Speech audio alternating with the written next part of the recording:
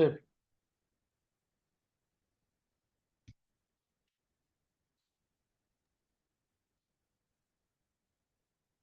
Good afternoon, dear listeners. Welcome to Tewox Investor Conference on the new bond issue. I'm Olga from Nasdaq Vilnius, and I will be moderating today's event. We will start with a presentation from SUTNTIB Asset Management, followed by a live Q&A session. You can submit your questions in writing throughout the presentation by using the Q&A window at the bottom of your screen. For your convenience, this session is being recorded, and replay will be available on the Nasdaq Baltic YouTube channel shortly after the call. That being said, I'm pleased to introduce our today's hosts, Paulius Nedinskas, Investment Company Manager, and Kristijonas Grigaitis, Deputy Investment Company Manager at SUTNTIB Asset Management. Please, gentlemen, the floor is yours. Thank you, Olga.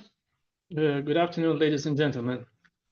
The aim of the presentation is to introduce you to this opportunity to invest in the second program of Tewox bond issue. The first program that we successfully carried out in 2024 is about to end, and here we have the opportunity to further continue in this successful story of being a bond-listed company and offering the market this opportunity. To begin with, we have a presentation. You're welcome to review it then in person because it's available for download. We will try to focus on the major factors so that would attract your attention towards most important information which is necessary for you to consider while doing your investment decision. Tewox, for the time being, is a company which is managing more than 220 million euros of assets. We have grown since 2021. For the time being, it's a company that is providing stable cash flows all from their assets to the holding company and to its investors, both credit and equity investors. We have a diversified base. We have two markets where we are present. Our current portfolio of assets comprised to 21 operating assets, of which almost 2/3 are located in Poland and 1/3 is located in Lithuania. In addition to this, we still have some of the development projects. Like 2 years ago, we had almost 9 projects which were in preparatory stages. For the time being, we have only 6 remaining, out of which 3 were already constructed and operational. 3 are in the construction phase, and 3 are pending for constructions next year. To review Tewox, so as I've mentioned, it was established in 2021 with a core strategy to invest in commercial retail real estate assets in the Baltic Sea region. We focus towards a very specific segment where it's either standalone grocery stores or retail parks with grocery stores being key tenant or anchor tenant. So we developed this company as an institutional grade long-term company where we basically create a capital structure where we have equity investors, we have senior credit investors, we have junior investors or bondholders, and we strive to grow this company in a way that this basically capital structure remains in the long term. So we try to ensure like a very stable, diversified portfolio of assets, diversified both geographically as well as tenant-wise. We have more than 150 unique tenants, and we do all to ensure conservative growth and conservative return to the investor base, while our assets are valued at a conservative exit yield of 7% for the time being. It's also important to mention that our investor base amounts to 42 million euros of equity, which is a stable and strong background for our operations and for our functioning. Since 2021, we grew by almost 60% on the asset base. Initially, the growth was doubling the amount each year. Then since 2024, the growth was rather slower. But what we have achieved since then is that, first of all, we consolidated the credit portfolio on the Lithuanian base, where we had initially SEB and Šiaulių Bankas as our senior lenders. We refinanced that portfolio with Luminor Bank, which allowed us to improve our capital structure and ensure further acquisitions and development of the projects. Then in autumn 2024, we successfully issued the first program of public bonds worth 35 million euros, which were listed at the beginning of 2025. We did a couple of transactions. We acquired 5 properties in 2024, then 2 properties in 2025, and this year we also managed to acquire 2 larger properties in Poland and developed 2 properties in Lithuania.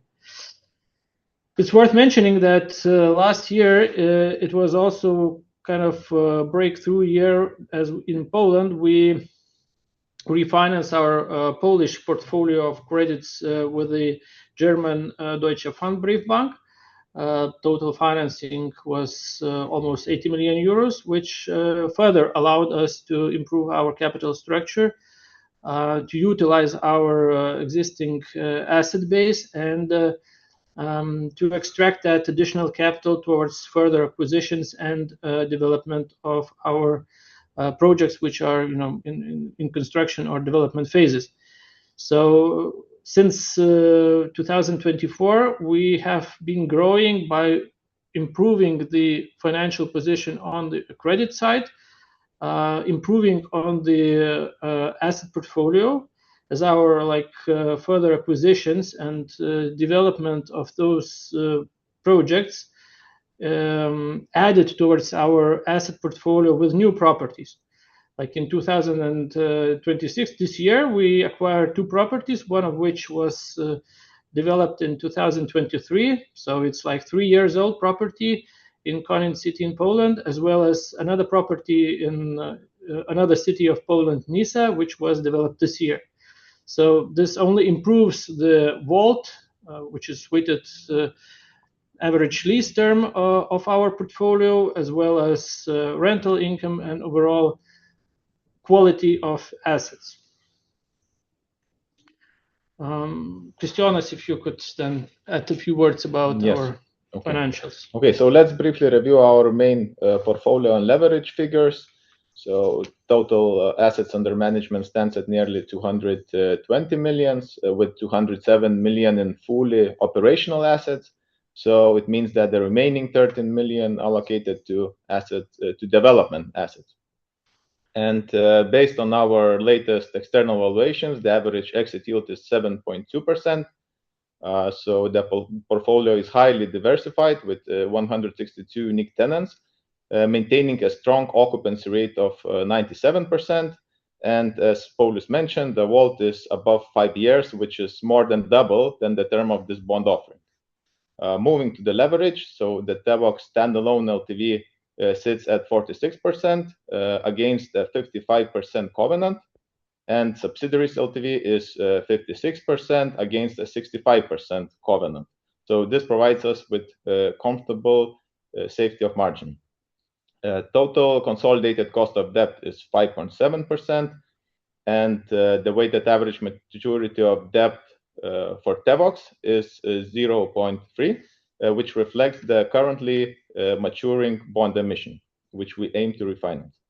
And as Paulius mentioned, our subsidiaries vault is weighted average maturity of debt is above 4, which reflects our successful country-based debt consolidation strategy.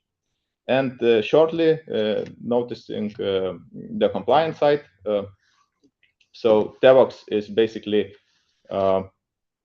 overviewed by top-tier organizations. So the Swedbank acts as depository, PwC is our audit company, Ernst & Young is our accounting company, and of course, the Bank of Lithuania supervises Tewox.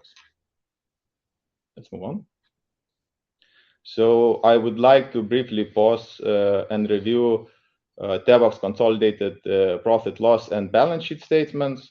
So looking at the profit loss statement, EBITDA increased from 2.1 million in 2022 to 8.4 million in 2025. And this reflects our previously mentioned 59% compound annual growth rate in assets under management. And I want to stress that Tewox remained profitable in all shown periods, which strengthens its financial positions. Turning to the balance sheet, so assets increased from 75 million in 2022 to 193 million in 2025. And the equity base expanded up to 52 million, demonstrating high capital generation and strong shareholder commitment. Okay, so giving back. Yeah, so just a few words in addition to all this, considering the earnings and retained earnings. It was the second year this year that we paid dividends to our existing shareholders. So we both work to maintain our credit worthiness as well as provide with returns to our investors. So that only confirms our strong position to what we are and where we basically aim. Then a few words about the market. We operate in basically for the time being in two markets. That's Lithuania and Poland. Originally, investments have been done both, like in Lithuania and Poland. Only a few years ago, we decided that we should rather focus more on Polish market due to a number of reasons, because like Lithuanian market is comparatively smaller and more shallow than compared to the Polish, which is, to our belief and to its actually factual situation, the strongest or the fastest growing country in the European Union. We believe and we see that it's going, to soon be basically the 20th largest economy in the world. And its consumer spending and consumer habits are very strong to basically facilitate the growth of our retail portfolio segment. So this market has been growing significantly over the years. And if we look at the graphs here, we see like the share of traditional shopping centers with respect to retail parks changing the dynamics. Basically, as it was maybe 20 or 25 years ago, the retail market was structured in a way that majority of the area was concentrated within the shopping centers, larger shopping centers in larger cities. For the time being, we see that it's being more skewed strongly, where retail parks and standalone type of shopping destinations amount to more than 50% or close to 50% for the time being. So the supply side of the market is such that currently still retail parks are basically the majority of the supply which is happening in the market. We believe that we have this opportunity to participate in this market for the next 2 to 5 years, as the supply in the longer term will of course decline. But for the time being, it's the sweet spot where we still can acquire assets at attractive returns newly developed assets, good locations, and therefore we basically strive to to acquire as much as possible of these quality assets from the markets. I personally, I'm in Polish market since 2011. I've seen a lot of dynamics in this market, how it has changed and shifted. So we are sure that our strategy is basically is the right one to execute for the time being, and to ensure that we grow at a similar pace. We deliver what we promise to our investors and to our creditors. A few words about the investor confidence in retail assets. As you can see, there have been quite a significant amount or volume of transactions in both Europe as well as Poland. If we look at the Polish graph, there is no Tewox for the time being. We're still trying to meet the size of this basically market table, and definitely that only shows that things are happening in the market, that there is a supply, there are exchanges of assets in the market, and it's only for us to participate and basically acquire what we aim. Then how we are structured. Tewox is a holding company.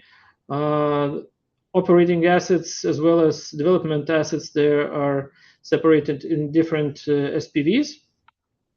We have on the left basically SPVs with respect to operating assets. Then we have 3 assets which own the development plots, and a few companies which are structured in a way that they manage basically or provide services to those operating assets. Our assets portfolio is structured in a way that we have a little bit different tenant mix compared to Lithuania and Poland. In Lithuania, our key tenant basically, or the majority of assets are structured with a grocery tenant having the most of the area, whereas in Poland we have different structure because our assets mostly are retail parks. Technically, we don't have for the time being any standalone stores. We have only retail parks, so the share of grocery tenant is smaller. However, as you see at the maps, these assets are well diversified over the territory, and of course we don't have assets in bigger Polish cities, but we look at and we invest in the mid-sized cities of Poland, which still have development potential, which still have good locations for those assets that we invest to. In addition to that, our tenant portfolio is comprised of well-known brands. In Lithuania, we have Lidl, Rimi, Iki, which is Rewe Group, German. In Poland, we have as well Lidl, we have Biedronka, we have Leroy Merlin, we have Pepco, Rossmann, MediaExpert, Sinsay, and other tenants. But again, as it was mentioned a couple of times, it's important that our vault is twice as long compared to this bond program. We have a very low vacancy rate, that's 2.7%, so everything is basically leased. We have a market representing average rental fee per square meter, and our NOI or our basically income is sufficient enough to basically cover our obligations as well as to pay dividends if we decide. Here we have a representation of our assets both in Lithuania and Poland. As I said, the largest asset in Lithuania is located in Alytus. That's 6,000 square meters. whereas the largest asset in Poland, it's almost 12,000 square meters located in Nysa. The other properties are like 10,000 in Wrocław, Świdnica 10,000, and the rest are slightly smaller. With respect to development projects, we have still 6 projects in the pipeline. That's 3 projects in construction phase. So we aim to finish Vilnius and Klaipėda in September this year. Project in Pabradė will be finished by the end of this year, whereas the rest projects in Kaunas and Kaunas district, as well as Ukmergė, are scheduled for the next years. With respect to sustainability, we aim for SFDR Article 8. For the time being, we're doing the practices that are necessary to ensure that we are on the road towards this article. With respect to our new assets, so especially in Lithuania, we also apply for the BREEAM certificate. So the last our properties were that we have developed, they were granted with very good standard. And then a few words about the bond issue terms and conditions. So the key parameters of the bond offering. So currently the public offering is active in Lithuania, Latvia, and Estonia. The nominal amount is 1,000. The size of the first tranche is up to 10 million euros, and interest rate is 8.0%, paid on a semi-annual basis. The term is 2.5 years until the 2029, February 21.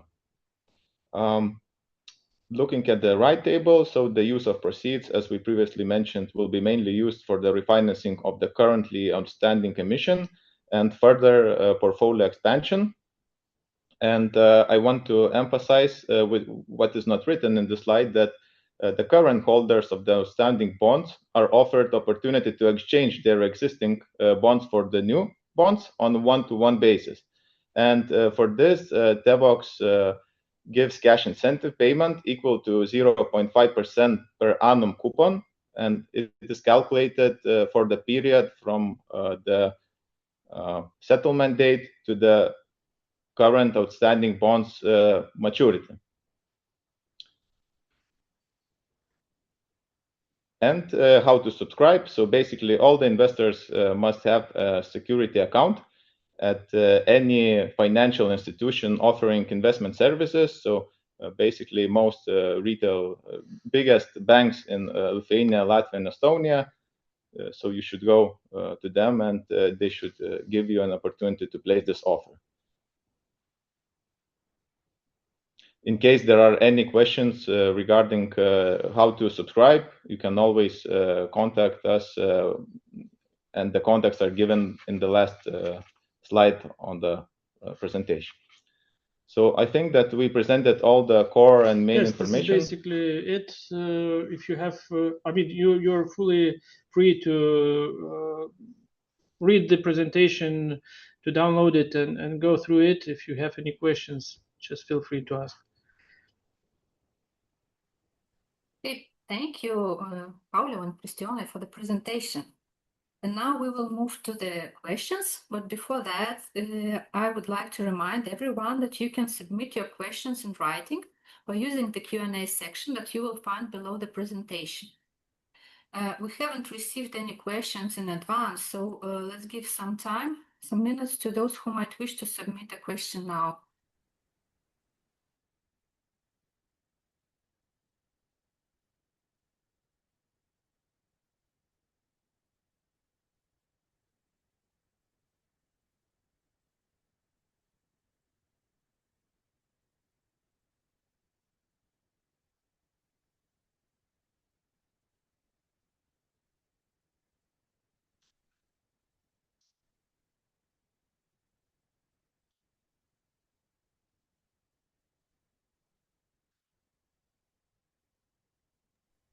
Yes, so we have received one question, so which is following.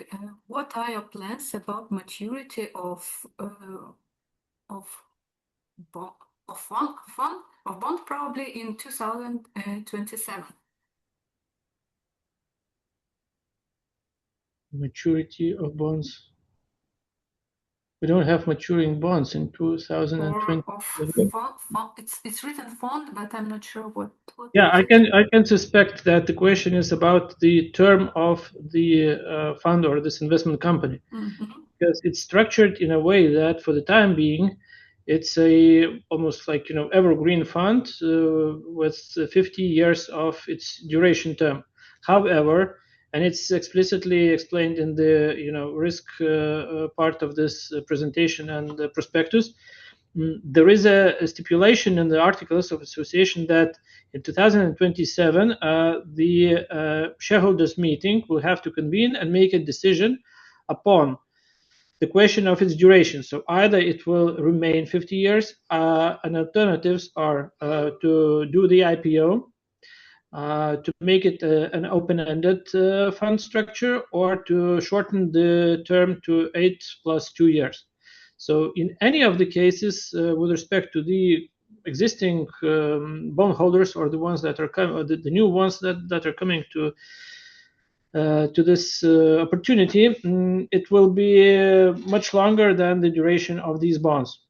So I mean, like if there is a decision to the most pessimistic decision to shorten the term and to liquidate the fund, then this would mean that the company should be liquidated by 2031. So in any way, that's a very long term until this decision will be effectuated, if it will be taken.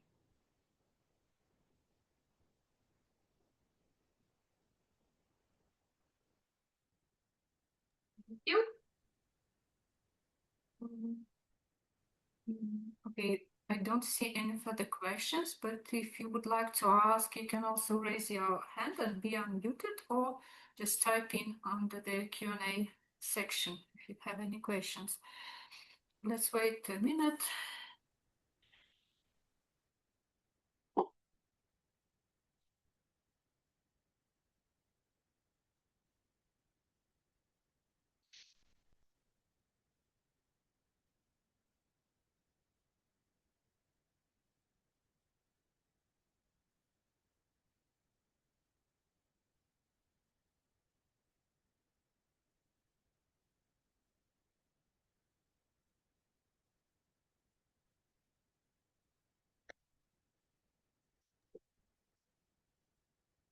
All right, it seems that we don't have any further questions at the moment.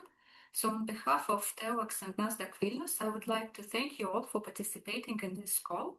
It was a pleasure being with you today. Thank you very much. Thank you.